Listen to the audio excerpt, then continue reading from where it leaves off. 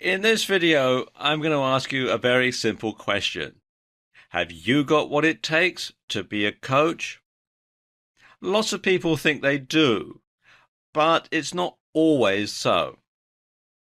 Now, coaches come from a wide variety of backgrounds, and the specific skills that are needed to help clients achieve their goals are going to vary from industry to industry and from one type of coach to another. But there are some skills and personality traits that are common to all coaches, regardless of the type of coaching they do.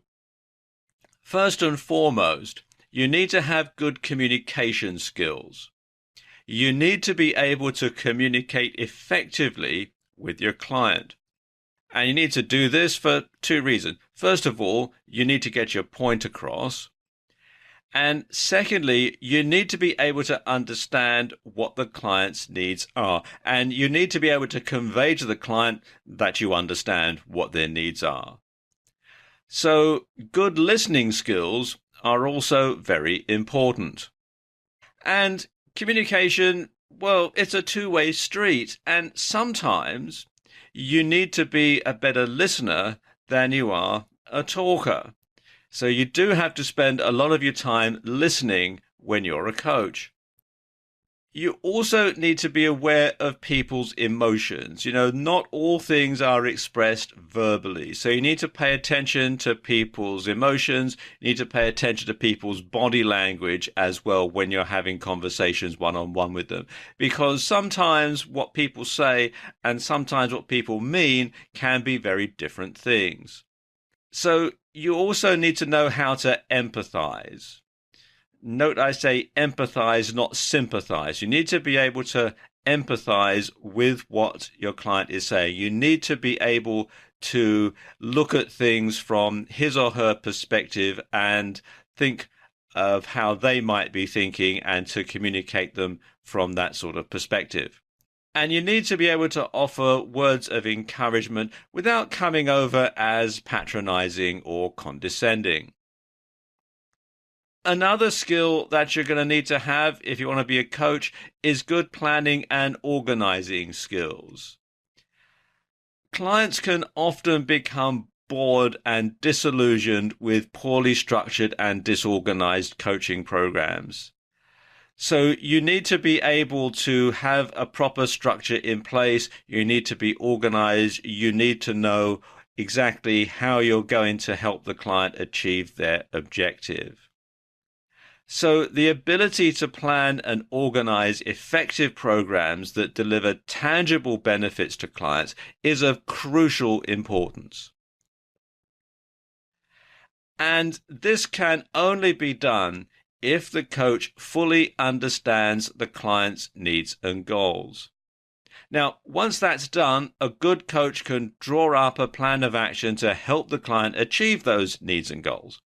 Or to put it another way, you have to know what people want before you can help them to get it. And you can only do this if you can listen and you can understand what they're saying to you. A couple of other things that a good coach must be able to do. A good coach must be able to structure an effective plan for each coaching session so that you know exactly how the goals achieved at each session is going to fit into the overall scheme of things to reach the desired end goal. So you have to know how each step along the way fits into the overall picture of things. Another skill that good coaches need is analysis and evaluation. Coaches need to be able to analyze both the client's performance and their own performance. You need to know whether you are being able to deliver exactly the sort of coaching that the client wants. So you need to constantly keep assessing things, and you need to constantly be assessing the overall performance, both yours and the client's, and the goals achieved. So has the client hit the goals that he or she has hired you to help them achieve? And also in your own business, your own goals, are you reaching those? And it's a constant process of evaluation. Something else, you must have the skills and ability to revise and change the program to meet changing circumstances. You can't be a stick in the mud. You have to be able to counter changes that are going to happen, because sometimes when you implement changes in the client's business, particularly if you're business coaching, then sometimes the law of unintended consequences comes into play, and something might happen that you didn't foresee. And so you have to be able to then counter that and get the client back on track. And so that skill is very important. And all good coaches keep an open mind.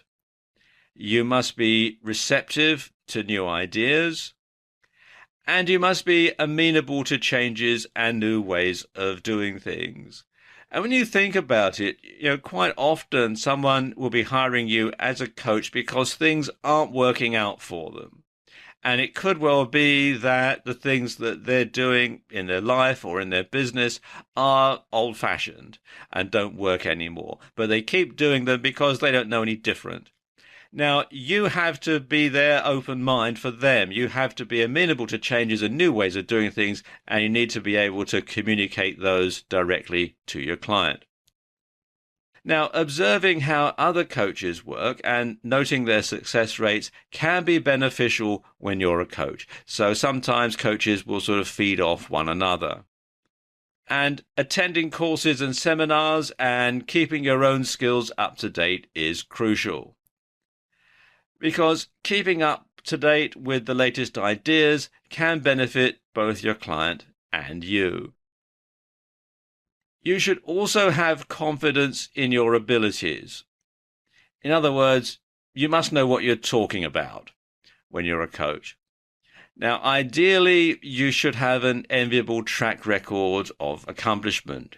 Success breeds success. Now, of course, when you're just starting out, you don't have any sort of track record, enviable or otherwise.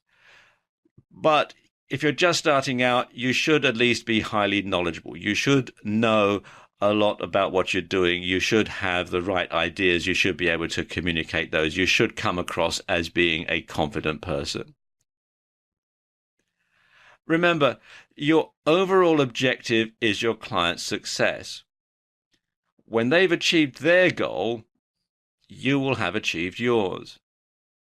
And coaching is all about what's best for the client, not what's best for you. And your ego has to be strong enough to stand that.